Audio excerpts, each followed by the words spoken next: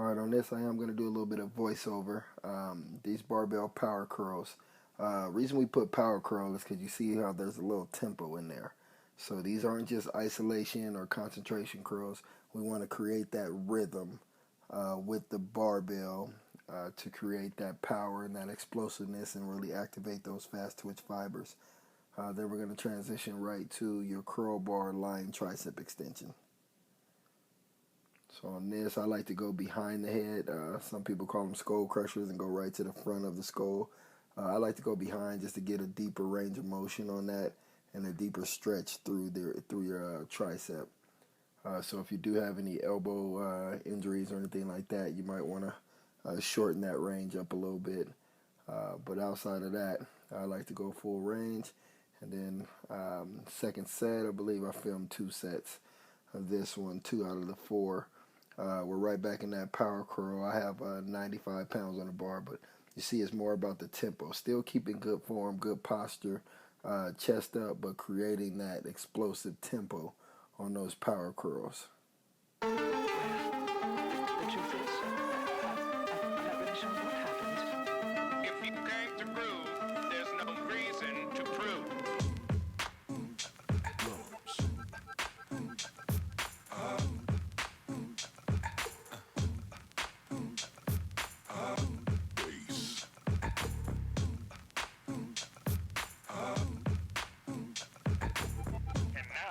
Yourself. Alright, so now we're going to our dumbbell incline curl. Open palm, meaning your palms are facing forward. So you see you're keeping that angle. It gives you kind of a wider grip angle. Also works on that second head on your bicep to really get that peak. That slight incline on the bench, you want to make sure that incline is not too low. You still want to be pretty vertical, but it's going to give you a nice stretch at the bottom of that bicep curl to keep your length tension relationship on your bicep. Then we're going right into the traditional cable tricep extension.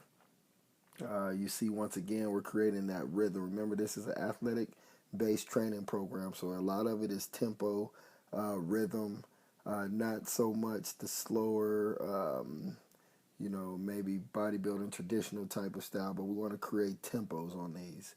Remember, we're athletic based, so we want to really activate as much fast twitch fiber as possible, which also have the best tendency to grow. So keep that tempo, keep that range of motion, keep everything controlled, smooth, but a little more dynamic than some of your more traditional lifts. Something funky.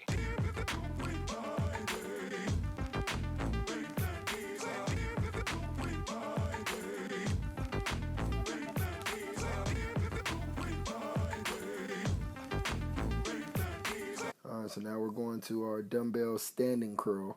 Now we're going to add the rotation back on.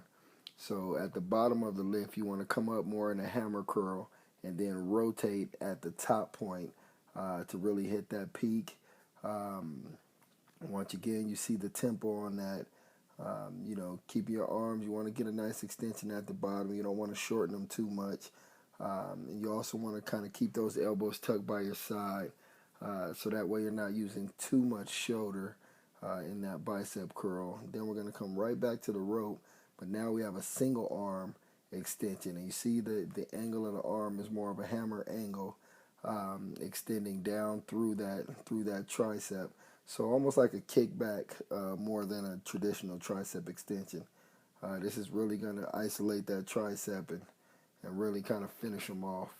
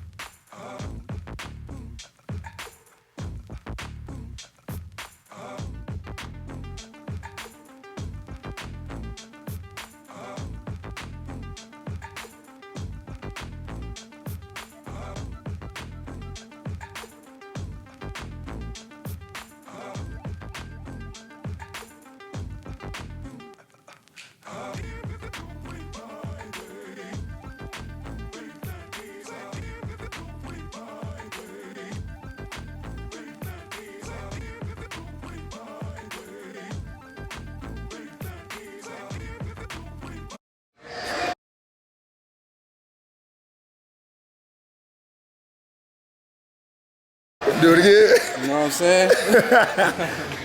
Xavier Grimble, been in phase 1 for about 100 years. On to the next level, baby. I love it.